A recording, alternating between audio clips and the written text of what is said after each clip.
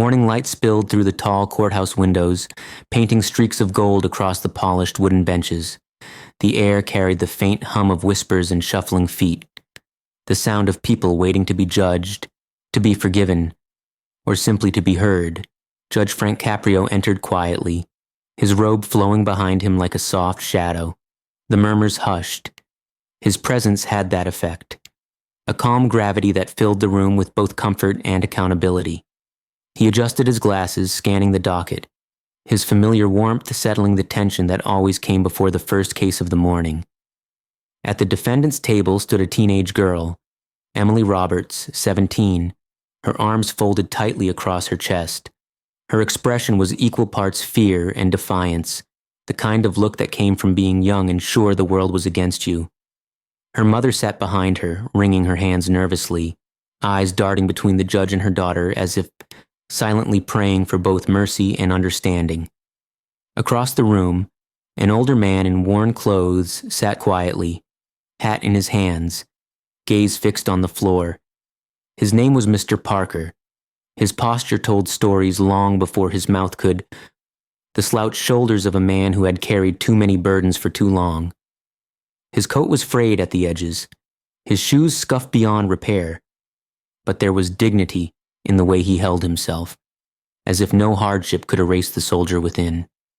The bailiff's voice broke the silence, sharp but respectful. Case of Emily Roberts, disorderly conduct and verbal harassment. The echo of those words rippled through the courtroom like a small wave. Emily shifted on her feet, jaw tightening. Judge Caprio looked up from the papers, his eyes kind but steady. "Good morning, Miss Roberts," he said softly. His tone carried neither condemnation nor comfort, only curiosity. "Do you understand why you're here?" Emily nodded but didn't speak. Her eyes flickered toward Mr. Parker for a moment before darting away, as though even looking at him felt heavy. "Let's start from the beginning," Judge Caprio continued. "And let's be honest, with each other, and with ourselves." He leaned back slightly, folding his hands, watching her carefully. The air grew still again, that rare kind of stillness that only happens in moments that matter. Emily hesitated, her throat dry, the weight of her own choices pressing down. Behind her, Mr. Parker lifted his head slowly. His eyes, tired but gentle, met hers across the room. For a fleeting second, time seemed to pause, the arrogance in her gaze faltering beneath the quiet strength in his. The judge noticed. He didn't interrupt. Sometimes silence reveals more than questions ever could. And in that silence, the courtroom waited. Not just for testimony, but for truth. The courtroom's hum fades as the screen flickers to life. A gray, rainy afternoon fills the monitors. The world outside looks cold and unforgiving. Water pours down over a small convenience store. Under the awning, a man stands shivering, his clothes soaked, his hands trembling as he clutches a damp paper cup. It's Mr. Parker. His voice is soft, barely rising above the sound of the rain. "Ma'am, I'm just looking for a little change, maybe something warm to eat." His tone isn't desperate, just weary. He's used to being invisible. From across the street, laughter breaks through the storm. The camera, shaky and framed by a phone screen, zooms in. 3 teenagers stand under umbrellas, faces half hidden by their phones. At the center, Emily. Her voice is sharp, teasing, dripping with cruelty, masked as humor. "Why don't you get a job, old man?" she calls out, her friends giggling. The words cut like glass. Mr. Parker looks up, his eyes not angry, not defensive, just tired. He doesn't speak. He simply lowers his head again, the rain rolling off his cap like tears he's too proud to show. "Look at him," Emily's friend snickers. "He's like some movie bum." Emily smirks, holding up her phone to record, pouting mockingly for the camera. "Say hi to the internet, soldier." The girls laugh louder. The sound of rain and ridicule blend into one cruel rhythm. A passing car splashes water at Mr. Parker's feet, and the girls shriek with laughter. Their voices echo into the night, laughter with no empathy, no thought, no understanding of what it costs a man to stay silent. Then the flashback fades. The courtroom lights return and the air feels heavy again, heavier than before. Judge Caprio sits motionless, his expression unreadable. On the screen behind him, the image of Emily laughing freezes mid-frame. Her younger self, carefree, arrogant, heartless, now haunts her in front of everyone. He breaks the silence with a measured tone. "Miss Roberts? Is this your video?" Emily's lips tremble. "Yes, Your Honor," she whispers, barely audible. Her mother's quiet sob fills the space behind her. The judge leans slightly forward, eyes locked on hers. "You thought this was funny?" Emily doesn't answer. Her hands grip the edge of the table. The weight of her own actions settles in like a storm cloud she can't escape. The screen flickers again. Her laughter repeats for a second, distorted by courtroom acoustics, echoing against marble walls. Judge Caprio reaches for the remote and pauses the video mid-laugh. The frozen image glows across the courtroom, her grin caught forever in an act of cruelty. The judge exhales softly, eyes steady but filled with quiet disappointment. "Let's talk," he says, his voice calm, almost gentle. "Let's talk about what you find funny." The sound of the frozen laughter fades, replaced by the steady tick of the courtroom clock. Judge Caprio leans forward, resting his elbows gently on the bench, fingers interlocked, his eyes soften, but his voice cuts through the still air with calm precision. "Miss Roberts," he begins, each word deliberate. "Why did you do that?" The question hangs heavy. Not accusatory, but searching. Emily fidgets, eyes darting toward the floor. I didn't mean anything by it," she stammers. "We were just joking around." Her voice cracks under the weight of her own words. The judge tilts his head slightly, a quiet disappointment in his expression. "Just joking," he repeats, almost whispering to himself. "Tell me, Emily, does a joke usually leave someone in tears?" The girl shrinks under his gaze. "No, sir," she replies, barely audible. Caprio doesn't raise his voice. He doesn't need to. The truth does the work for him. "You see, humor without heart isn't humor," he says gently. "It's cruelty wearing a mask."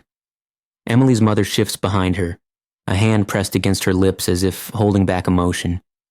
The girl glances back briefly, then returns her gaze to the bench. Her composure falters. "I didn't think about it," she says weakly. The judge sighs, setting his glasses down on the desk. "That's the trouble with this world, Miss Roberts," he says softly. "Too many people don't think. They just react. And a man who's already been through a lifetime of pain becomes another target." He turns toward Mr. Parker, who sits still and back straight, hands folded in his lap. "Sir," the judge says with respect, "please tell us what happened that day." Mr. Parker nods, voice low and steady. "I was standing outside that store, Your Honor. It was raining hard. I hadn't eaten in 2 days. I asked for some change and—" He pauses, taking a breath. "They laughed. I've had bullets shot at me that hurt less than that." His words pierce the silence like a slow, steady drumbeat. "I fought in the Marines for 10 years, he continues. Had a wife once, a son. But after coming home, things fell apart. The noise, the memories, they followed me. I lost my job. Then my home." The courtroom grows still. Even the hum of the fluorescent light seems to fade. Emily's eyes glisten, her earlier defiance dissolving into shame. Mr. Parker looks down again, his dignity unbroken. "I don't blame her," he adds softly. "She's young. I just hope one day she'll understand." Judge Caprio studies the man for a long moment, then turns his gaze back to Emily. His tone is quiet but weighted with meaning. "Do you still think it was just a joke?" The courtroom air feels still, heavy with unspoken emotion.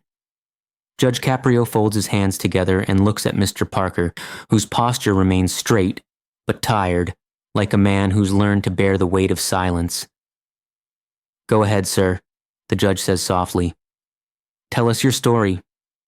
Mr. Parker clears his throat, his voice gravelly yet steady. "I joined the Marines when I was 19, he begins. Didn't have much back. Home, just a small town, a mother who worked 2 jobs and a dream to make her proud.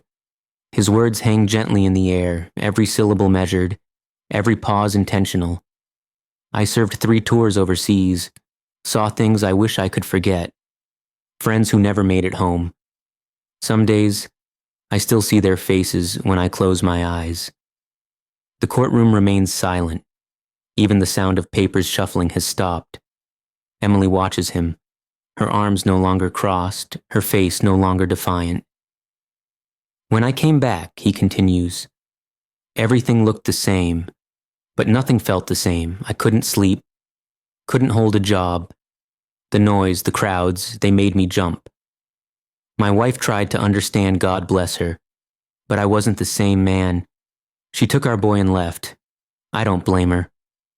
He swallows hard, his voice trembling for the first time. It's been 15 years since I've seen them. Emily's eyes begin to glisten. She looks down, unable to meet his gaze. I worked odd jobs, tried to get help. But when you're living out of your car, people stop looking you in the eye. He gives a faint smile, one that hides years of pain. That night at the convenience store, I wasn't asking for much, just a cup of coffee. When they laughed, it didn't hurt because they were mean. It hurt because they didn't see me as a person anymore. He looks toward Emily, not with anger, but with quiet grace. I don't need pity, he says gently. Just a little respect.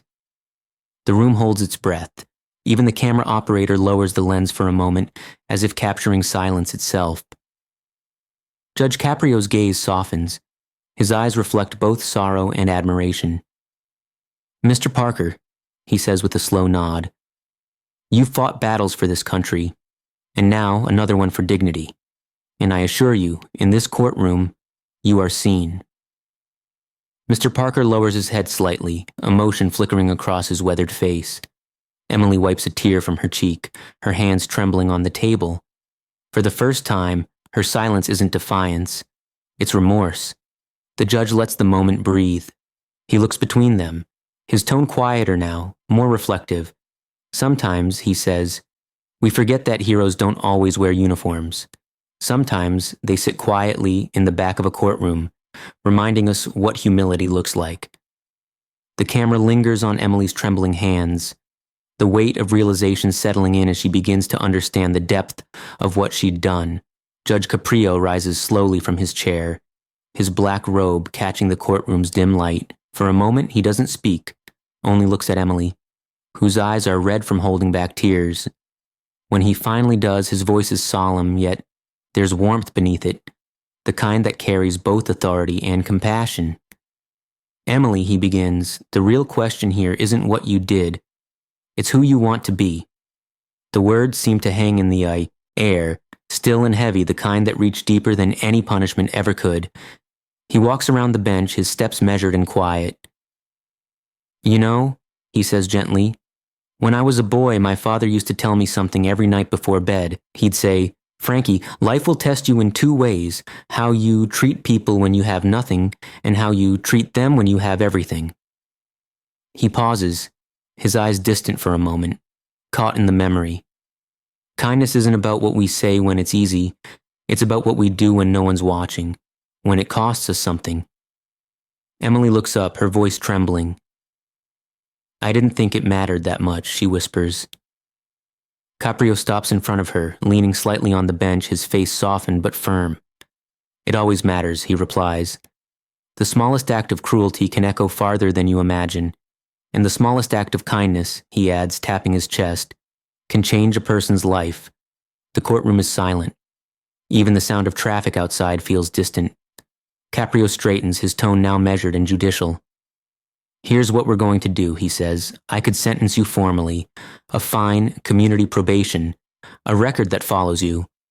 But I think you need something different, something real. He pauses, letting her absorb his words. You will perform 50 hours of community service at the Providence Homeless Shelter. Emily nods quickly, her voice barely above a whisper. Yes, Your Honor. But the judge isn't finished. He glances toward Mr. Parker, who sits quietly at the back of the courtroom, his expression unreadable. And, Caprio continues, I want you to meet with Mr. Parker once a week during that time. You're going to listen to his story. You're going to understand what you mocked. Emily's lips part slightly in surprise. She turns to look at the veteran, uncertain, almost afraid. For the first time, there's humility in her gaze.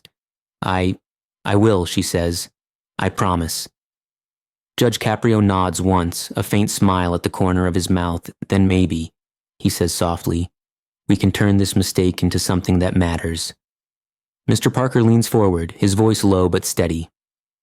I'll be there, he says, his eyes meeting hers. If you mean it. The camera lingers on Emily's face, a silent promise forming behind her tears. As the courtroom exhales a quiet sense of redemption, the sound of rain fades into soft piano music as the screen fills with a series of quiet moments, a montage of redemption. Emily stands awkwardly behind a counter at the Providence homeless shelter, her hands trembling as she serves her first meal. She fumbles with the tray, her nervousness obvious, but the volunteers around her smile kindly, guiding her. Across the room, veterans sit together sharing stories. Among them is Mr. Parker, his familiar calm presence grounding the space. Emily glances toward him, but quickly looks away, unsure if she deserves his acknowledgement yet. Days pass. She returns again and again, sweeping floors, folding blankets, organizing food drives. The arrogance that once clung to her posture begins to dissolve. One afternoon, a man with a cane thanks her for a meal, his voice cracking with gratitude. She smiles, genuinely, not out of pity, but out of understanding. It's the first time she's smiled like that in weeks. The camera lingers on her face. Something inside her has shifted. Later, she sits beside Mr. Parker in the shelter's small dining hall. He eats slowly, methodically, his movements careful. You're learning, he says without looking up. Emily hesitates before answering. I didn't know how hard it was just to survive out here, she admits quietly. Mr. Parker nods. Most people don't, he replies, until they stop looking down and start looking around. His tone isn't bitter. It's seasoned, calm, the voice of a man who has seen too much to waste time on anger. She listens as he tells her stories, about his platoon, about the friends he lost, about finding peace in small things like coffee and sunrise. She absorbs every word like a student learning a language she should have known all along. In one silent moment, she passes him a folded blanket, the same one she had washed that morning, and their eyes meet. No words are needed. Respect has finally replaced guilt. Weeks later, the shelter's door closes behind her for the last time. The same girl who once laughed at a stranger now walks with quiet conviction. The courthouse feels different when she steps inside again, brighter, almost forgiving. Judge Caprio looks up as she approaches the stand. She doesn't fidget or avert her gaze this time. She stands tall, her shoulders relaxed, humility radiating through every breath. The judge studies her face, sensing something transformed. Welcome back, Miss Roberts, he says kindly. Emily turns slowly toward Mr. Parker, who sits just a few feet away, and with tears gathering in her eyes, she speaks in a trembling voice that echoes through the courtroom. I'm sorry, she says, for everything. The courtroom feels lighter now, the tension that once pressed against the air replaced by something gentler, something human. Emily's apology still lingers in the silence like a soft echo. Mr. Parker looks at her for a long moment, the kind of gaze that measures sincerity, not words. Then with a slow nod, he smiles faintly. You learned something they don't teach in schools, he says, his voice deep but calm. Respect. The simplicity of it carries more weight than any lecture could. A ripple of emotion runs through the courtroom. A sigh, a few sniffles, the sound of hearts quietly softening. Emily lowers her head, overcome. Her mother wipes at her eyes in the back row. The judge sits still for a moment, watching the scene unfold. His face is touched by pride, not for punishment served, but for growth achieved. He clears his throat gently, his tone steady yet warm. Mr. Parker, he says, thank you for your grace. Then he turns to Emily, his words careful, deliberate. You made a mistake, but you didn't let it define you. You chose to learn from it.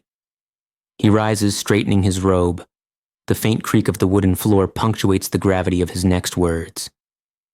This court, he says, pausing to meet the eyes of everyone present, isn't just about punishment. It's about humanity, about giving people the chance to be better than their worst moments. His voice resonates through the chamber, filling every corner with quiet conviction. A soft murmur of approval ripples through the crowd. Some people even clap. Gently, respectfully, Judge Caprio doesn't stop them. He smiles just a little, as if acknowledging that in this small courtroom, justice has taken a kinder form. Emily turns toward Mr. Parker again, her voice fragile but hopeful. Can I keep volunteering? She asks. The question takes everyone by surprise, even her. It's not rehearsed, not part of her sentence. It's real. The judge's expression warms into something almost fatherly. Now that, he says, the corners of his mouth lifting. That's justice. Mr. Parker chuckles softly, shaking his head. Guess I'll be seeing you around, kid. Emily smiles through tears, and the room, once divided by judgment, now feels whole again. The courtroom sits in silence, the kind of silence that doesn't come from fear but from reflection. Judge Caprio leans back in his chair, eyes lingering on the two figures before him, Emily Roberts and Mr. Parker, a young girl who once mocked pain she couldn't understand, and a man who carried the weight of a lifetime with grace. Now they stand side by side, not as offender and victim, but as teacher and student, bound by the quiet strength of forgiveness. Caprio adjusts his glasses, his voice calm yet resonant, carrying the warmth of wisdom. You know, he begins, his words measured like steps on sacred ground. In this courtroom, I see more than laws broken. I see lessons waiting to be learned. He pauses, letting the words settle. What we've witnessed here isn't just justice. It's humanity finding its way back to itself. Emily listens, her eyes downcast, but peaceful. Mr. Parker stands tall beside her, the faintest smile touching his weathered face. The judge continues, his voice softening as he leans forward. This young lady learned something today that no textbook could ever teach. That compassion is the highest form of justice. And you, Mr. Parker, you reminded us all what dignity looks like, even in hardship. He glances toward the gallery, where a few people nod through misty eyes. We live in a world, quick to judge, quick to mock, quick to forget that every person we meet is fighting a battle we can't see. But when we choose kindness over cruelty, when we extend understanding instead of judgment, he trails off, searching for the right words, then finds them. We become the kind of people this world desperately needs. The camera slowly pans across the courtroom, the weathered benches, the flags behind the judge, the soft sunlight catching on polished wood. It finally settles on Emily and Mr. Parker. She turns to him, offering a small, genuine smile. He returns it, his eyes glimmering not with pride, but with peace. Caprio's voice lowers to a near whisper, the tone of a man closing a prayer. Respect costs nothing, he says, but it changes everything. Soft piano music swells as his words echo through the hall. The camera lingers on the two of them, the girl and the veteran, framed in the same shot, a living reminder that redemption is possible, that empathy still has power. As the scene fades, Judge Caprio's voice continues as a narration, gentle and reflective. Justice isn't found in punishment. It's found in understanding. The screen fades to black, and in white letters, the final words appear. Respect costs nothing, but it changes everything.